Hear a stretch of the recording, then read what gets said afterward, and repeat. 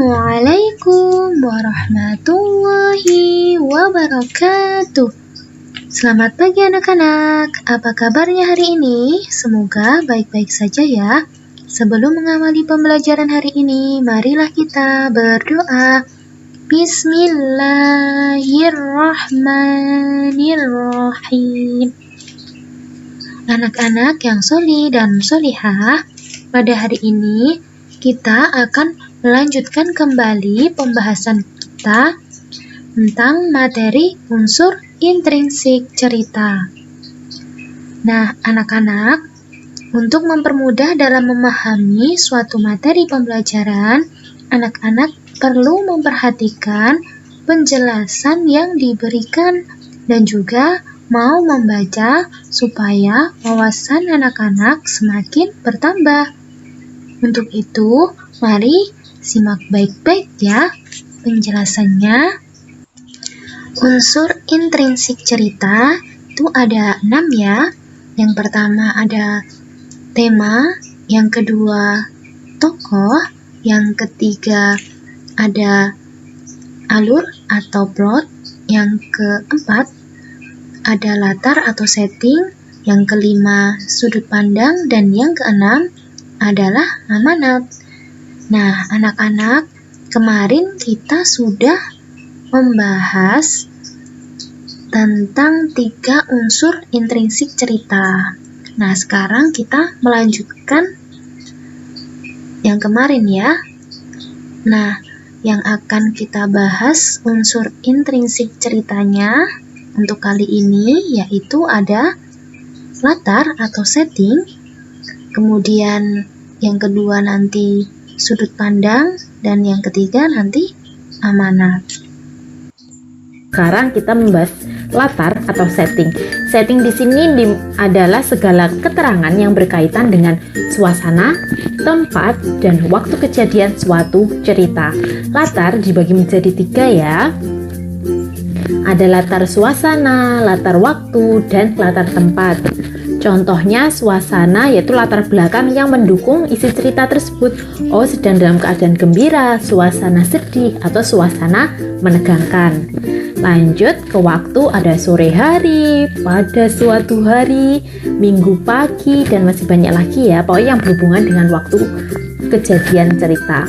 Kemudian tempatnya ada di rumah, di sekolah, di jalan, maupun di rumah sakit, dan masih banyak lagi ya. Lanjut kita ke sudut pandang. Di sini ada sudut pandang orang pertama atau bisa disingkat dengan SPO1 dan sudut pandang orang ketiga atau SPO3. Yang sudut pandang orang pertama, di sini pengarang masuk dalam cerita. Maksudnya gimana? Dia terlibat langsung dalam cerita sehingga menggunakan kata ganti orang pertama. Aku, saya, gue ya. Di sini pengarang bisa menjadi tokoh utama maupun tokoh sampingan. Tokoh utama berarti si pengarang yang menulis itu menjadi punjernya, menjadi tokoh yang utama yang berperan di situ. Kalau tokoh sampingan bisa jadi teman dari si tokoh utama atau saudara dari tokoh utama. Jadi pengarang itu sebagai saudaranya, sebagai temannya. Jadi menceritakan si tokoh utama. Tetapi pengarangnya masih terlibat dalam cerita. Kemudian ada sudut pandang orang ketiga, SPO3 ya. Di sini pengarang tidak ikut serta dalam sebuah cerita atau tidak mengenal salah satu tokohnya ya. Ditandai dengan kata ganti orang ketiga. Dia, ia, atau langsung menyebut nama orang. Selanjutnya kita membahas tentang amanat. Amanat itu adalah pesan tertentu yang disampaikan kepada pembaca ya, amanat atau pesan moral. Kalian perhatikan, amanat itu dapat dilihat secara langsung, secara tersurat maupun tersirat. Maksudnya di sini tersurat itu berada di dalam cerita. Jadi amanat itu sudah tertulis di dalam cerita, baik dari perkataan si para tokoh maupun ada teks narasinya. Kemudian ada tersirat, yaitu menyimpulkan dari isi cerita setelah kalian baca, kemudian kalian simpulkan. Dan amanat atau pesan moral ini harus bernilai nasihat positif ya. Nah, sekarang kalian perhatikan cerita berikut ini ya.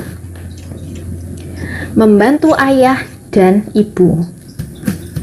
Minggu pagi dari kejauhan terdengar suara merdu azan. Budi berpakaian rapi dan bergegas ke masjid dekat rumah. Setelah pulang dari masjid, Budi dan ayah pergi ke belakang rumah Budi. Budi dan ayah pergi ke belakang rumah.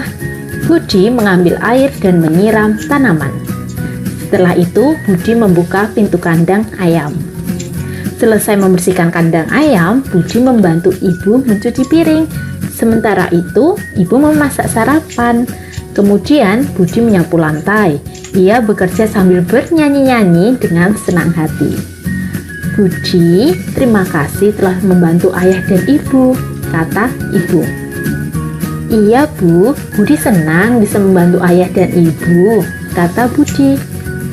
Budi memang anak yang suka menolong ayah dan ibu. Dia juga anak yang penurut dan sopan. Ayah dan ibu senang dan bangga melihat Budi rajin membantu. Oke, dari bacaan ini kita tentukan unsur intrinsiknya ya.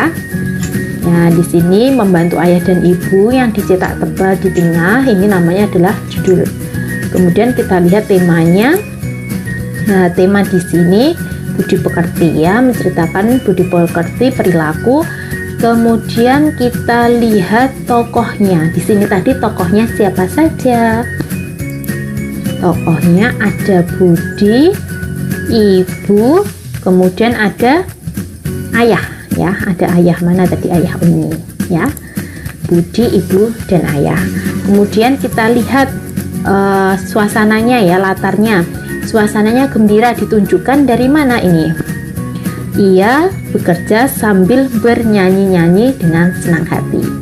Kemudian latar tempatnya tadi di mana? Oh, di rumah ya, di rumahnya Budi. Kemudian di masjid, di halaman belakang rumah ya kan. Untuk ini tadi tempat kandang dia menyiram.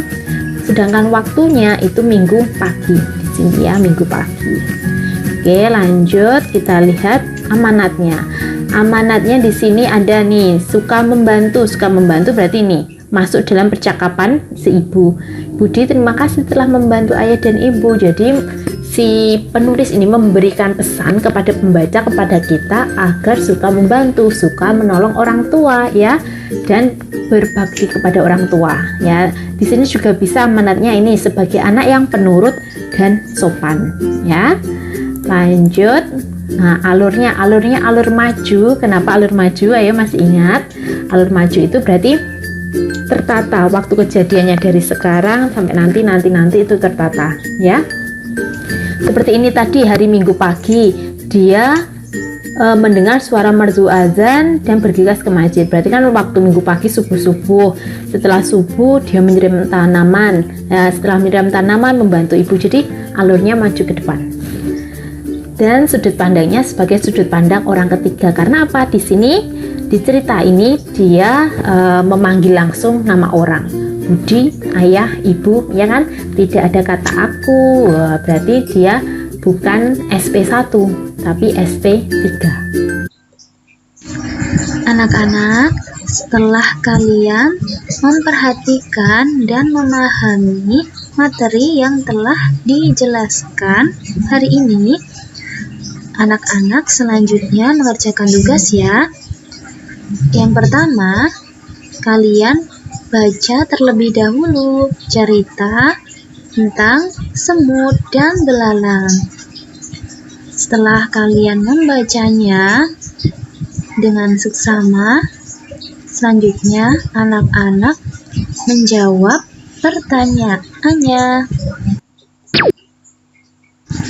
Pertanyaannya adalah sebagai berikut. Jangan lupa ya, tugasnya kalian tulis di buku tulis bahasa Indonesia, kemudian diberi nama, kelas, dan tanggal. Selanjutnya, anak-anak kirimkan foto hasil mengerjakan tugas ke Bu Rahma. Sekian dari Bu Rahma, sampai jumpa lagi anak-anak. Wassalamualaikum warahmatullahi wabarakatuh.